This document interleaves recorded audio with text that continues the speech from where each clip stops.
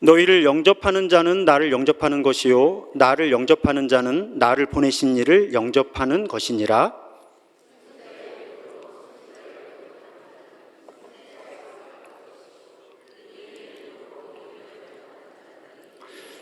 함께 읽습니다. 또 누구든지 제자의 이름으로 이 작은 자 중 하나에게 냉수 한 그릇이라도 주는 자는 내가 진실로 너희에게 이르노니 그 사람이 결단코 상을 잃지 아니하리라 하시니라. 아멘.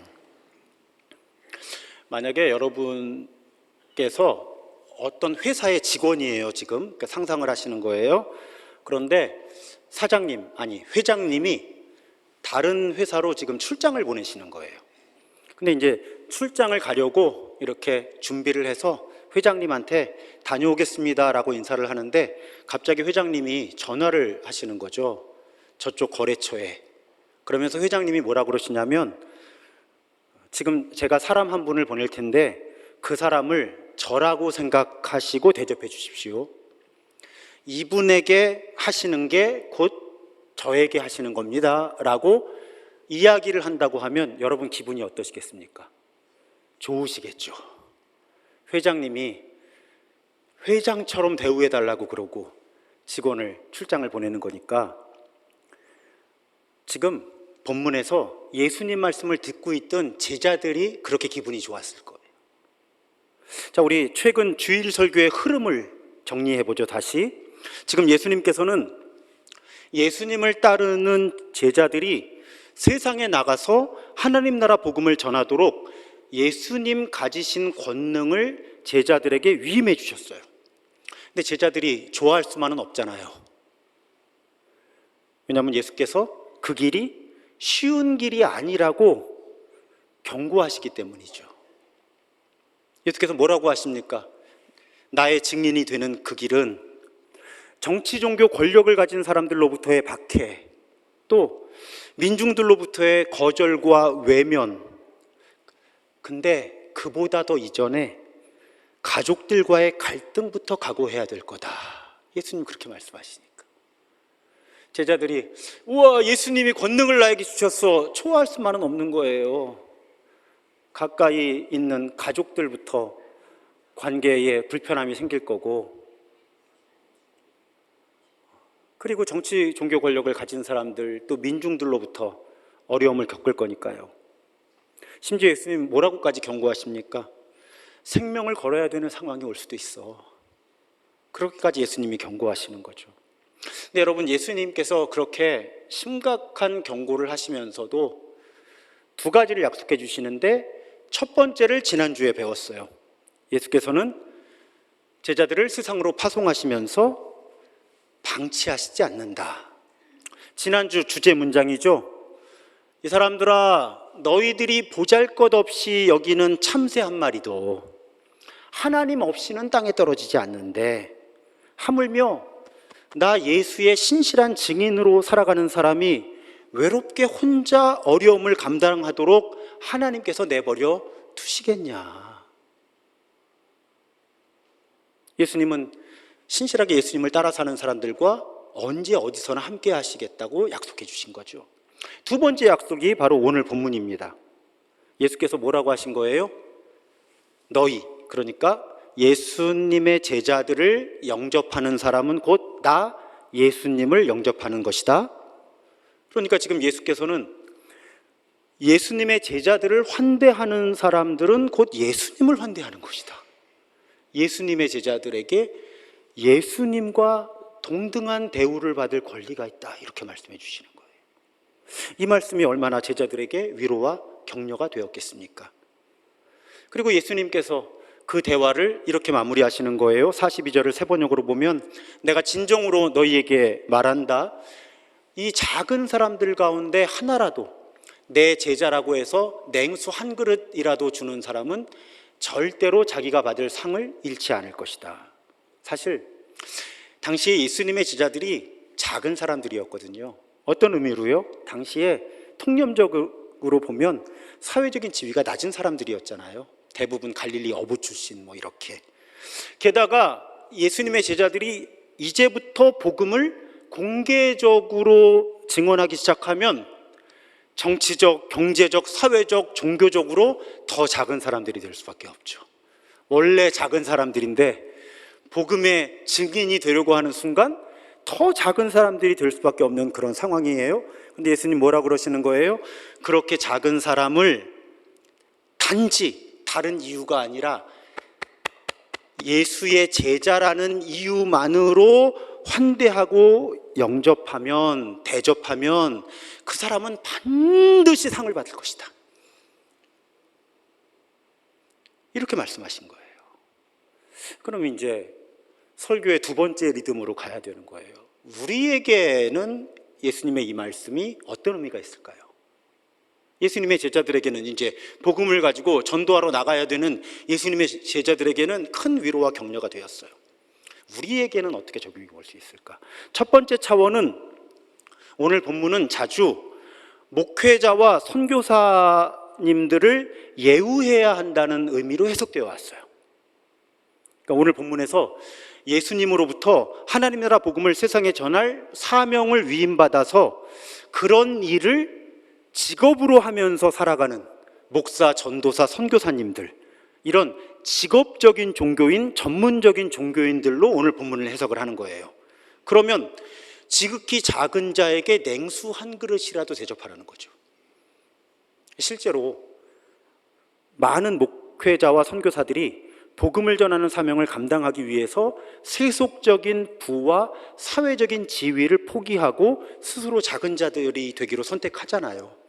그러니까 그런 목회자와 선교사들의 생활과 사역을 교회가 책임져야 한다, 이런 맥락으로 오늘 본문을 해석하는 것이 제일 기본적인 해석이에요.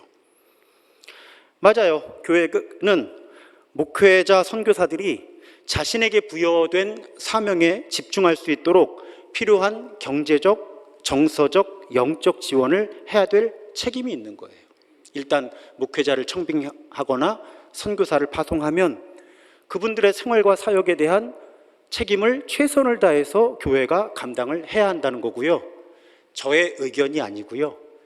구약부터 신약에 걸쳐서 일관되게 그렇게 하라고 성경에 기록되어 있어요. 예를 들면 구약의 레위기에 보면 제사를 주관하고 백성들에게 율법을 가르쳐야 하는 제사장과 레위인들은, 특히 제사장들, 땅을 소유할 수 없었잖아요. 대신 어떤 권리가 있었어요? 제사를 드리러 오는 백성들로부터 필요한 것들을 공급받을 수 있는 권리가 있었어요. 많은 재산을 축적할 수는 없었지만 생계에 필요한 것들을 충분히 공급받을 수 있도록 하나님이 성전에 관계된 법을 만드실 때 그런 법을 만들어 주신 거예요. 신약에서 예수님도 일관된 방향으로 가르치시는 거예요.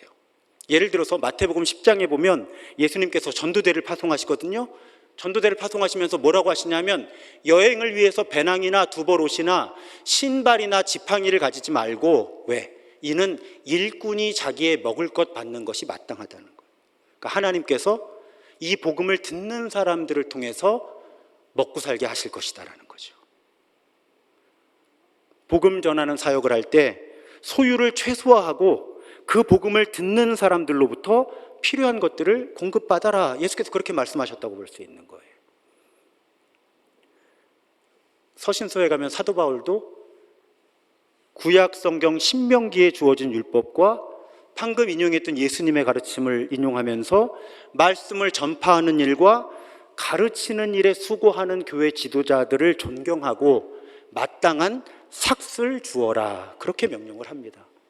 그러니까 구약의 율법도 예수님도 사도들도 하나님 나라 복음을 위해 헌신하는 사람들의 생활과 사역을 교회가 할 수 있는 최선을 다해서 할 수 있는, 적절하게 생활과 사역을 책임지고 지원해 주도록 그렇게 성경이 명령을 하고 있는 거죠. 저의 생활과 사역을 지원해 주셔서 감사합니다.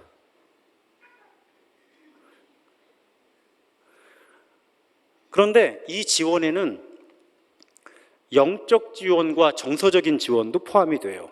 오늘 순교자 기념주일인데 지금도 여전히 많은 선교사님들이 복음을 전하다가 탄압을 받죠. 그래서 아까 기도 가운데 북한에 지금 김정욱 선교사님이 2013년, 김국기 최춘길 선교사님이 2014년에 억류가 되셨거든요. 그리고 이제 재판을 거쳐서 무기 노동 교화형 선고를 받은 거예요. 10년 넘었잖아요. 그런데 지금 생사 확인이 안 됩니다. 북한이 모든 종류의 정보 제공을 하지 않고 있기 때문에 우리가 그런 분들의 존재를 기억해야 되고요. 그분들이 교회와 가정으로 돌아오실 수 있도록 기도해야 되고요. 또 할 수 있는 지원이 있다면 해야 하는 거죠. 그것이 교회의 책임인 거예요. 또 요즘에 우리 교회가 하고 있는 일이 있죠. 지금 속회 가운데 한 절반 정도의 속회가 자원을 하셔서 본래는 이제 선교 헌금만 보내드리고 혹은 저하고만 소통하던 협력교회 목사님들이나 선교사님들이 이제 속회들과 소통을 하는 작업을 지금 하고 있는 것도 이런 맥락이에요. 교회가 어려운 교회, 도움이 필요한 교회 혹은 선교사님들과 더 가깝게 관계를 맺고 소통하면서 필요한 경제적인 지원뿐 아니라 정서적인 지원, 영적인 지원을 함께 하는 것이 성경을 통해 우리에게 주어진 가르침이기 때문에 그렇습니다. 그런데 이제 또 논의를 조금 더 확장시켜 봐야 돼요. 오늘 본문을 그렇게 단지 직업으로 복음을 전하는 목회자, 선교사님들을 후원해야 한다는 가르침만으로 적용하는 것은 부족합니다. 전제를 다시 살펴야 돼요. 우리는 지금까지 예수님께서 주시는 권능을 위임받아서 복음을 세상에 전하는 예수님의 제자들을 목회자, 선교사님들로 한정하지 않았거든요. 우리 모두에게 그런 정체성과 사명이 주어져 있다는 흐름으로 우리 교회는 성경을 해석해 왔어요. 그러니까 우리 크리스천들 모두가 예수님께서 위임해 주신 권능을 가지고 세상에 나가서 하나님 나라 복음을 말과 행동으로 전해야 하는 사람들이다. 우리 그렇게 믿는 사람들이에요. 그러면 그 고백과 일관되게 오늘 본문을 해석한다면 어떤 적용이 가능할까요? 교회 문화에 대한 가르침인 거예요. 왜? 여기 모든 사람이 일상에서 세상에서 복음을 증언하면서 살아야 되는 사람들이에요. 그러니까 우리가 서로를 환대해주고 냉수 한 그릇이라도 서로 대접해 주라는 거예요. 복음의 증인으로 살아갈 수 있도록 서로 격려해주고 서로의 필요를 채워주라는 가르침. 이걸 한마디로 하면 저는 교회가 어떤 문화를 이뤄가야 되는지에 대한 가르침이라고 충분히 해석할 수 있다는 것입니다. 오늘 예수님의 가르침을. 우리가 교회로 모인 거예요. 친목회가 아닙니다. 동창회도 아니고 주민회의도 아니에요. 그렇다면 교회로 모인 우리는 우리 모두가 일상에서 예수님을 따라 살 수 있도록 서로를 격려하고 돕는 문화를 만들어 가야 된다는 거예요. 반대로 우리 가운데 누군가가 복음에서 멀어진 삶의 방식을 추구하고 있다면 우리는 온유하고 서로를 존중하는 방식으로 그 사람이 삶의 방향을 바로잡도록 도와주어야만 한다는 거예요. 그게 교회예요. 이런 가르침을 잘 담아낸 성경 본문이 히브리서 10장 24절이에요. 세 번역으로 보면 서로 마음을 써주라는 거예요, 교회는. 근데 마음을 써서 뭘 하라는 거냐면 사랑과 선한 일을 하도록 격려해 주라는 거예요.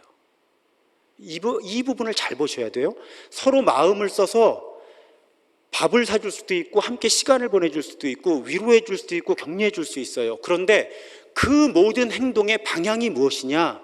그냥 서로 위로해 주고 격려해 주는 게 아니라 사랑하는 삶을 더 살아낼 수 있도록 더 선한 행동을 할 수 있도록 서로 신경을 써주라는 거예요. 그게 교회라는 거죠. 성경은 명백하게 그렇게 명령하고 있는 거예요. 그래서 여러분, 우리가 모이면 어떻게 하면 우리가 더 하나님을 사랑하고 이웃을 사랑하고 세상을 사랑할 수 있을까? 그런 사랑을 어떻게 선한 행동으로 표현할 수 있을까? 우리 이 주제에 많이 집중해야 된다는 거예요, 교회라면. 그리고 그런 문화가 만들어지도록 서로 격려를 해줘야 된다는 거예요. 그래서 여러분, 교회로 모인 사람들의 대화는 주로 우리가 어떻게 하면 더 사랑하면서 선한 일을, 행동을 할 수가 있을까요? 이런 고민이 담긴 대화를 많이 나눠야 성경적으로 좋은 교회예요. 저도 질려요? 여러분, 오늘 카페에서 무슨 얘기 하실 거예요? 이따 예배 마치시고. 아니, 그렇다고 100% 그런 대화만 나누시라는 건 아닌 건 아시죠? 하지만 정말 우리가 교회로 모인다면, 또 속회로 모인다면 어쨌든 이 의식을 가지고 있어야 되는 거예요.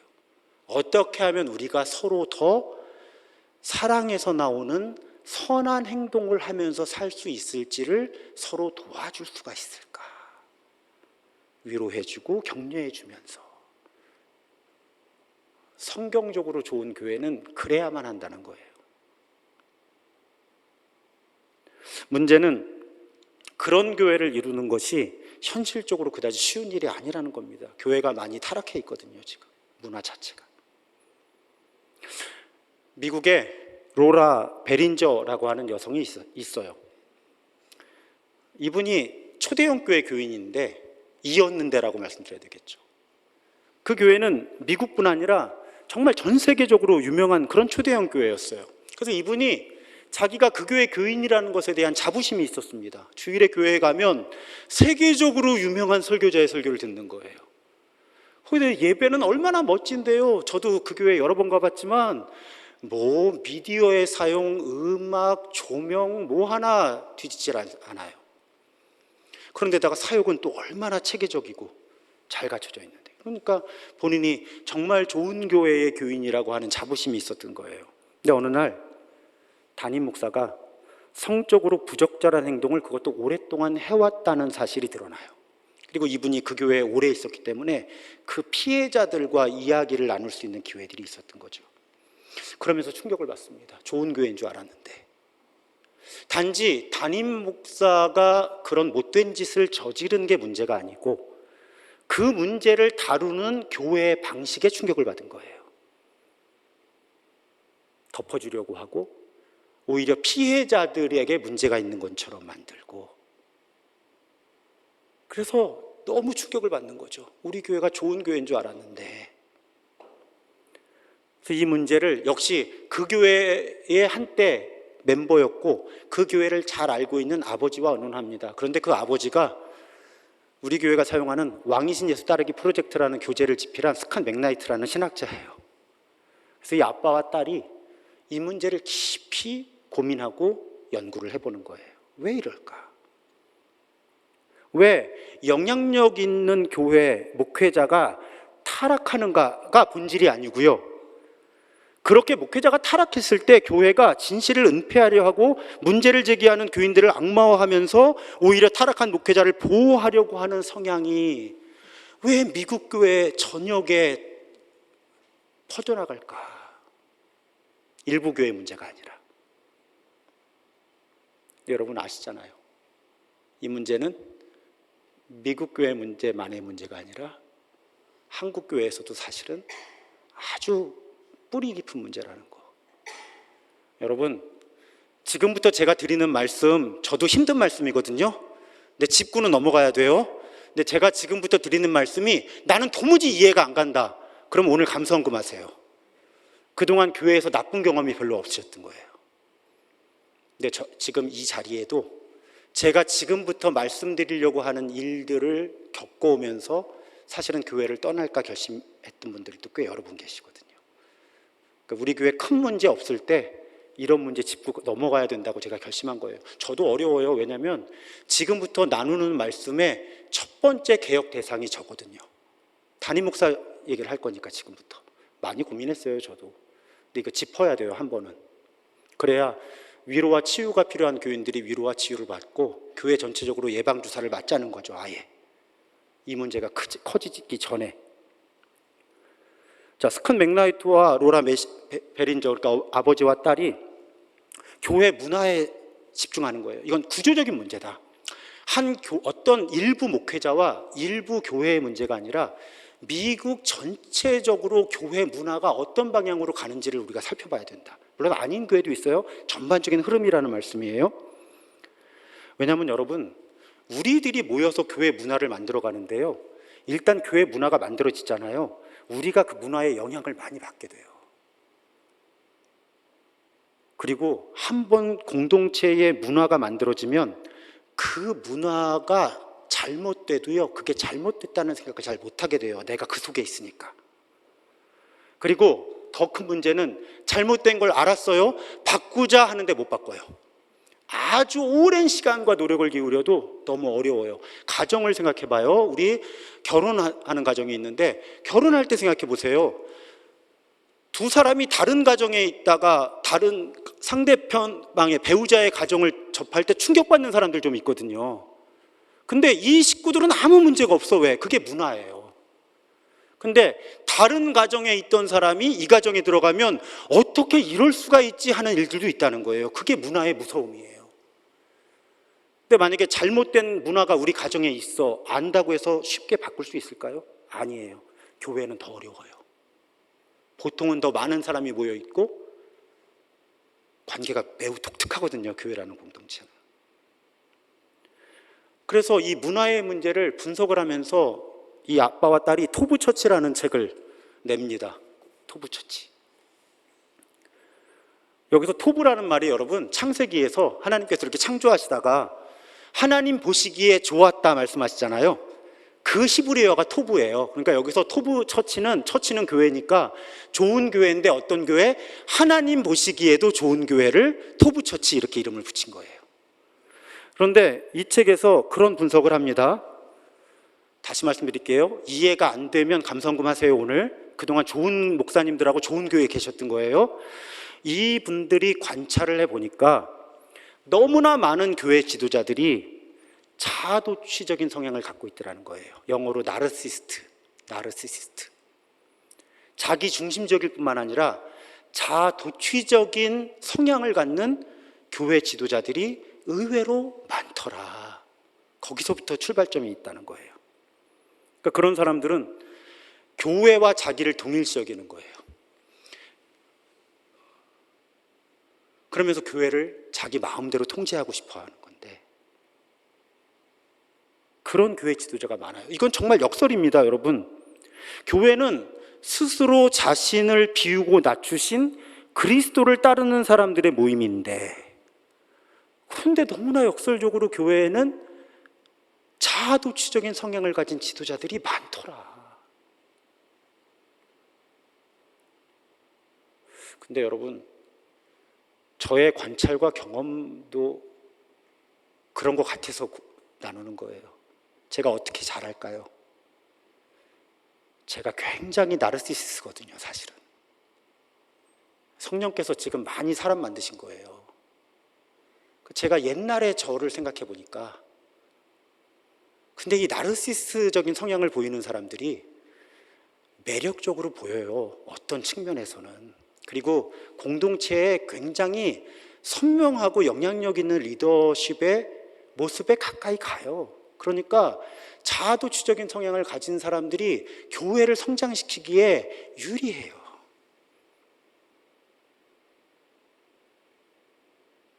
문제는 그렇게 자아도취적인 성향의 목회자가 더군다나 교회를 성장시키게 되면 이제 미숙하거나 부도덕한 인격이 강화가 되는 거죠. 그 나르시시스트로서의 그 부분을 점점 이렇게 통제하기 어려워지는 거예요.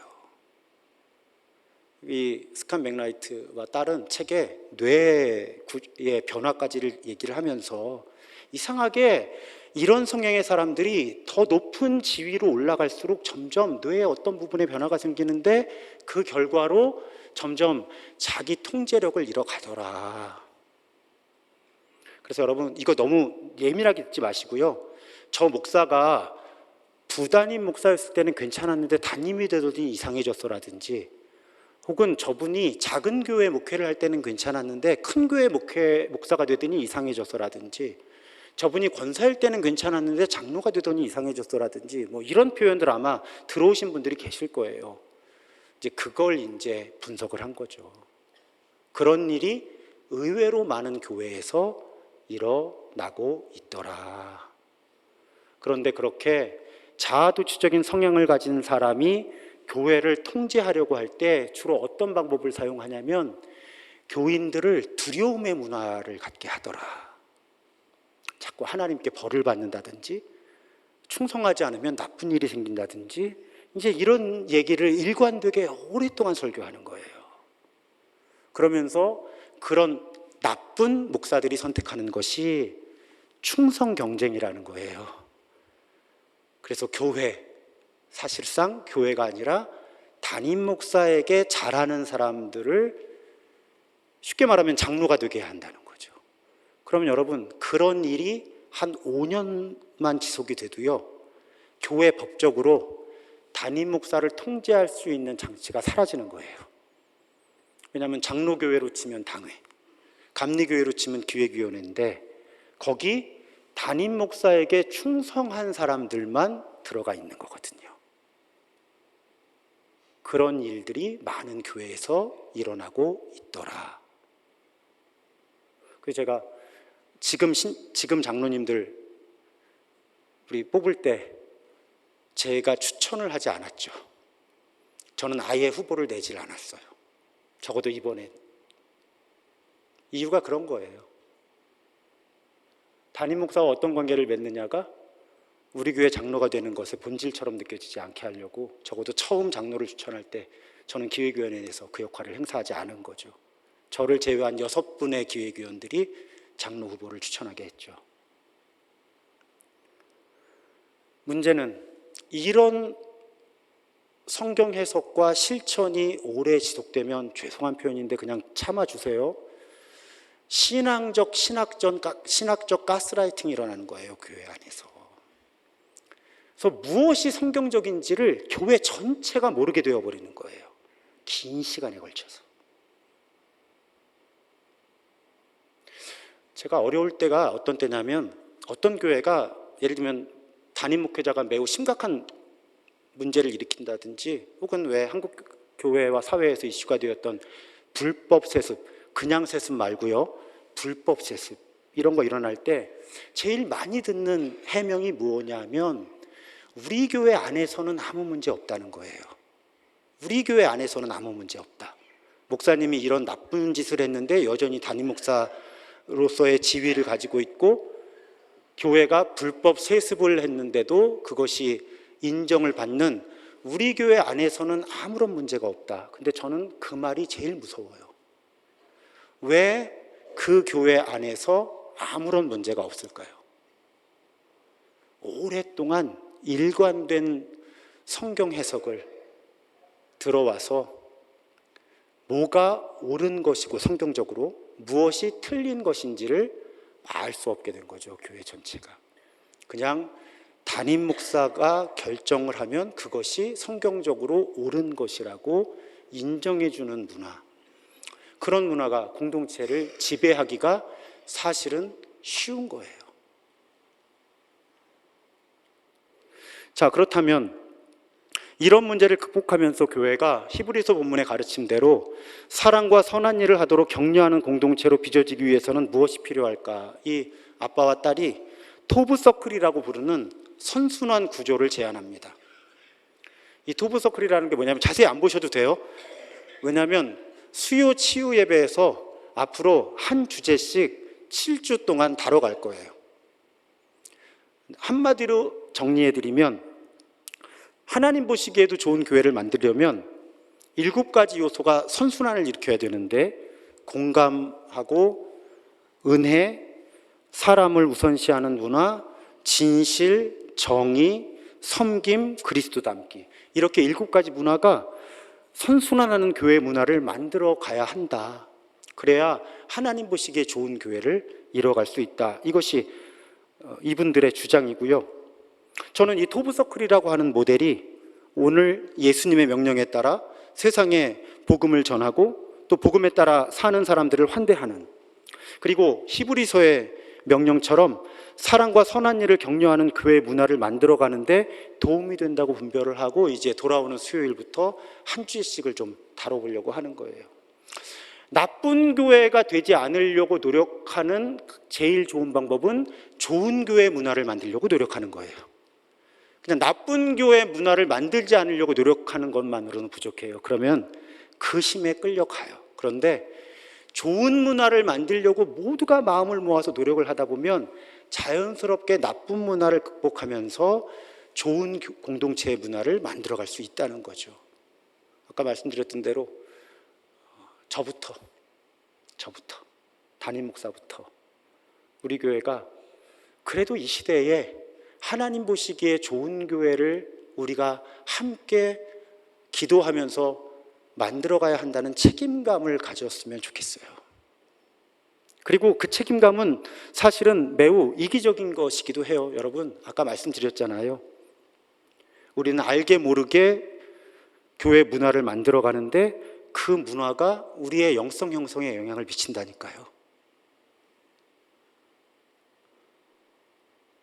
또 문화가 일단 만들어지면 우리는 그 문화가 나쁜 것을 발견해도 그 문화를 바꾸지 못할 거예요.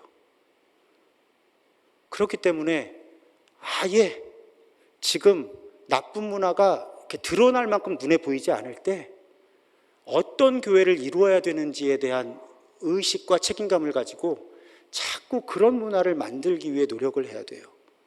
그래야 혹시 어떤 사람이 나쁜 문화를 가지고 우리 공동체에 온다고 해도 그 비유 생각하시죠?